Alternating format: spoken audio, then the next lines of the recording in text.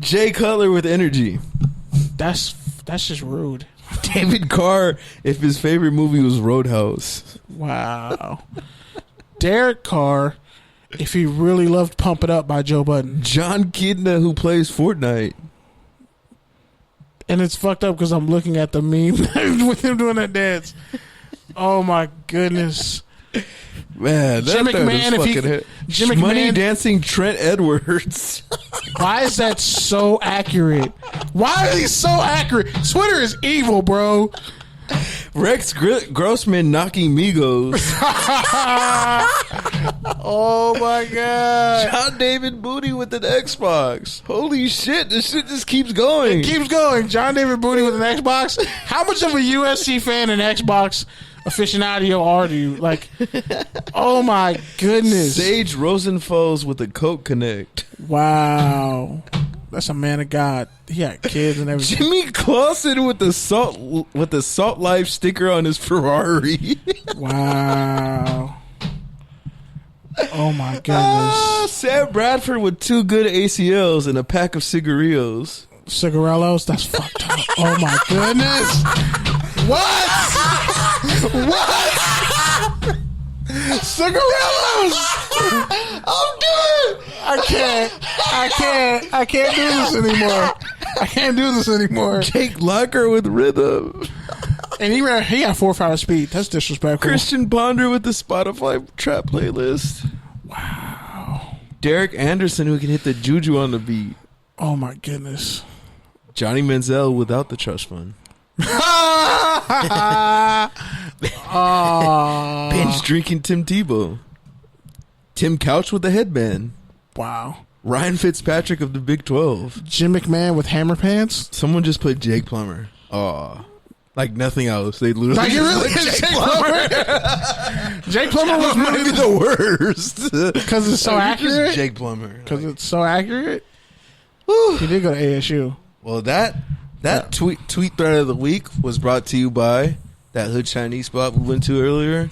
Yes, I really just literally created a sponsor segment. Shout out to China Kitchen.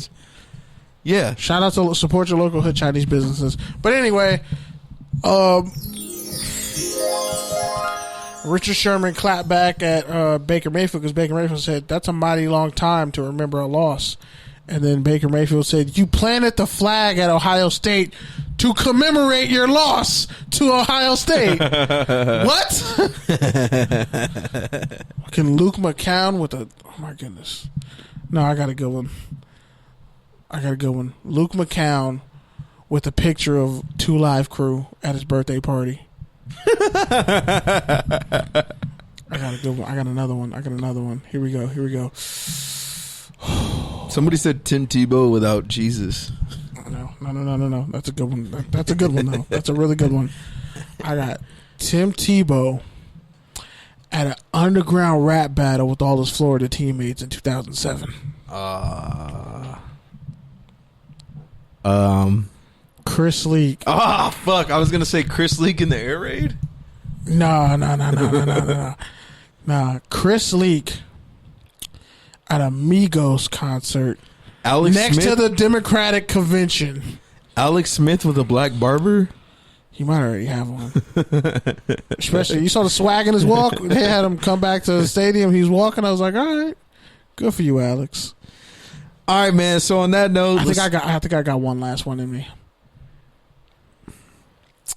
Tom Brady with a fake Your Black Planet account. I'm done. Tom Brady who reads Blavity? Tom Brady who owns stock in Telemundo and Univision, which owns The Root. That might be real. They don't own The Root anymore. Who'd they sell them to again? They sold them to another just goddamn random group. They're essentially a standalone group again. Getting sold worse than fucking oregano at a white. They're essentially independent again, but they're not. They're not. They're a blog site. They're literally being sold around and passed around more than oregano at a white girl frat party. Well, maybe if you actually read them instead of slandering them every time I read them, but I know when you say... You literally only say negative things about them on there. No, I used to say good stuff about the Root. On here and the Root wasn't always I read something like good on the Root yesterday. You guys should check it out. That's because... It's always like the Root You is didn't talk about the Root in 2014, bro. The Root is Were you horrible. talking about the Root in 2014 and 2015? No, but I'm just saying. Okay, then. I was talking good about the Root for a while. I know, but I'm just saying, now you're slandering them for getting sold, and I'm just saying it's because nobody reads them, and nobody reads them because they be cooning and got a bunch of shit. They be cooning and saying wild shit about other black people, and most of them are black people who are like first and second generation. They're not even really from here like that, but they want to say black men ain't shit. Black men are the white men. Straight black men are the white you men really should just go at of that. black society. You should really That's a Root article. I'm not joking. I know. This is the one Root article you always cite. Like, you literally it's the have worst a vendetta. one. You literally There's have like a vendetta. 17 more, bro. You literally have a vendetta against that writer. There's a hashtag make fun of the Root. You bring that writer up like every chance you get. Fuck that moist ass dude, that bitch ass dude. Seriously. You gonna sit there and tell me black men are the white men of straight black men, not gay black men, only straight black men. So back to the topic that we were talking about. With the 49ers, they're facing the Rams undefeated. This week. They're undefeated. I'm disgusted. King of the NFC West. Brandon Cooks is on my bench because I don't trust him. He's gonna, even though he was wearing a Joker mask this week. I don't trust Brandon Cooks, man. I especially don't trust him because he was wearing a Joker mask this week. I don't trust Oregon State receivers anymore. They have like 1 or 2 good seasons and they fall off, except for him. He's been the standard. But yeah, man, so are you buying the 49ers? You think they can get past the Rams this week? They're going to steal one against the Rams this week, and here's why. They have 4 first-round picks on their defense. No, 3. And D Ford, who wasn't... No, D Ford was the first-round pick. Yeah, he was the first-round pick. They have 4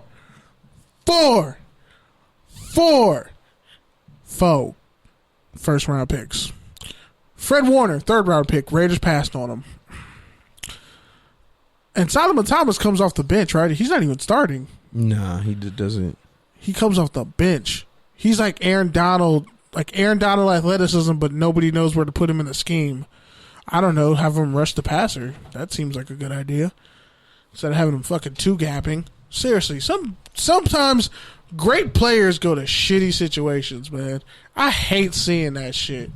I really do. It almost makes me mad at NCAA when they didn't build in a function to where like Texas A&M would have 17 fucking quarterbacks and they're all 5-stars. Hey, man. And some of them wouldn't switch positions. Man, we only got 30 minutes left and we're only on the second point of the rundown. Because there ain't shit to talk about this week. No, there's actually a good amount of shit. We can speed read, bro. We can speed read. Because everybody said, I'm saying, everybody would give Jay-Z a pass, but you ain't seen Rihanna work with Jay-Z in a long time. Shout out to the Navy. Which is what I'm trying to talk about next. I'm Team Rihanna over Team Beyonce. Wow. I just am. Even though neither one of them can sing, apparently. But yeah, you didn't finish saying why the 49ers are going to win, and you just went on the tangent about I hate the 49ers. NCAA I can only speak so nicely and highly of the 49ers for so long. But again, they got Fred Warner.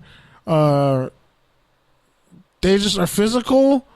Their pass rush and their front 7 is physical and competent enough in coverage to where you're not getting anything deep on them.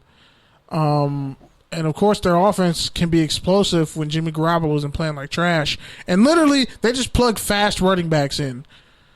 The fact that boy had an 83-yard touchdown run, like, that's insane. Tevin Coleman had 100 yards rushing. Here's the thing, though. I think, and the point you touched on but kind of glazed over, I think one linebacker on that defense can cover any of those running backs for the Niners. Again, all right, is there anything else you want to say before you talk over me? Now I'm done. But I talk and then you talk under me and then expect me to stop talking.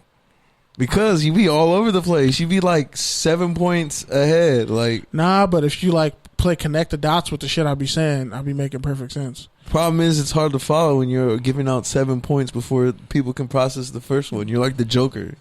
Not really. I might be, but not really. No. Yeah, that's why I'm a nice person.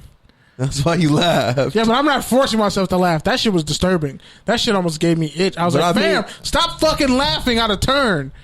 He was like, is that me or is that just a twitch? And then he finds out, oh, wait, That's just me laughing like that. Like somebody like gave me a fucking complex, and now I just do that.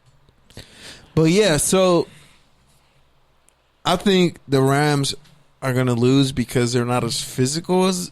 I think the Rams are going to lose because they're not as physical as the 49ers, period. They haven't been as physical since they lost Taylor Rapp and Clay Matthews and McMillan in the middle. Since they've lost those guys, they've... Wait. The Rams signed Raekwon McMillan? No, what's the... Isn't that his name? What the fuck? No. What was their middle linebacker? Corey Littleton? No, the other one. Mekhi Kaiser? Yeah, there you go. Same draft class. My bad. Out of Virginia? Yeah, my bad. Same draft class. Same coverage limitations. No. Raekwon McMillan actually was fast and could cover out of Ohio State. Don't be disrespectful. And he was a captain. The Raiders passed on him. I'm still mad. Like, he hasn't been picked up yet. But yeah, since they've lost those guys, I think they've lost a lot of physicality in their second level. And honestly, their offensive line, which people have been talking about pretty much all season, but their offensive line is not that good. And as you mentioned, going against the 49ers, you're going to need a good offensive line, which, by the way, I've been saying the Raiders should have signed Tevin Coleman for like 3 seasons, but whatever. Just let him go to the other Bay. Yeah. Yeah, no, I saw that. That was funny. Baker Mayfield just Mark Sanchez, who had to walk to school. Woo! Shout out to Twitter saying Christian McCaffrey is the most athletic white man alive, because he is. So, back to the point you talked to a little bit earlier with Rihanna. So, Rihanna did an interview with Vogue, I think it was. Want to say Vogue? She said what she said when she said it. Whoever she said it with. And to. It was either Vogue or Vanity Fair. Don't matter. She said it. Well, it kind of doesn't matter. It mattered. I think it was probably Vanity Fair, if we're being honest, though. But yeah, so she sat down, did an interview, and essentially they asked her why she turned down the Super Bowl, and she said, I just couldn't be another sellout. And I'm paraphrasing. She just said, I couldn't be another sellout. You know, who does that benefit? That doesn't benefit my people. That benefits the NFL and their owners. And it's just something that I didn't want to be a part of. It was actually Vogue, which she was the cover of. And as such, the Kaepernick camp released a fact sheet about their client, essentially saying that not only have they reached out to all 32 teams, but you know, Kaepernick's been working out 5 days a week for the past 3 years. He wants to play. They gave a bunch of stats about his QBR rating, about his win-loss. They debunked the fact that, you know, he's had workouts. He's only had one visit. That was with the Seahawks. He didn't actually get worked out. So, yeah. The PR campaign to bring Kaepernick back begins. I think it's just too late, and he shouldn't want to play anyway, because if they do sign you, you're going to probably go to Miami and you're going to get fucking obliterated because their offensive line can't block. Yeah, I agree with you. They're going to set you up to fail. So why would you go back? This is like Muhammad Ali, where Joe Frazier fed him. By the way, a lot of y'all owe Joe Frazier some fucking respect, and you need to put it on his name, his whole name, because he's the only person who was trying to give Ali a shot when that happened. And he fed Ali, put money in that man's pocket. But anyway, this isn't where like an Ali situation where he has to go back to boxing because there's nowhere else to go. You know, Cap's doing everything he's doing, but hasn't really come out and said, I want to play. No one's giving me a shot or even a tryout. Hell, I'll be a holder. Like, I'll be like a mentor QB. Which is essentially like, no one's ever given him a chance. Which is essentially what this statement does, but the issue too little, is, too late, bro. like you said, it's too little, too late. 1 and 2, you shouldn't even want to play. And 3, it should have came from the horse's mouth. Like, he should have been on there. He should have gone on YouTube or Vimeo or whatever and just put out a short video saying everything that he just said in the statement, coming straight from him. It would have been a lot more powerful. 1, would have got a lot more attention, a lot more awareness, and it would have just been overall more effective and more empathetic. Eric Reed is a part of the number 1 pass defense in the NFL, and playing his ass off, and he's been pounding the table for Kaepernick this whole time. But it's like, I can't fight harder for you. Exactly. Your hype man can only get you so far. Like eventually, some Flavor point Flav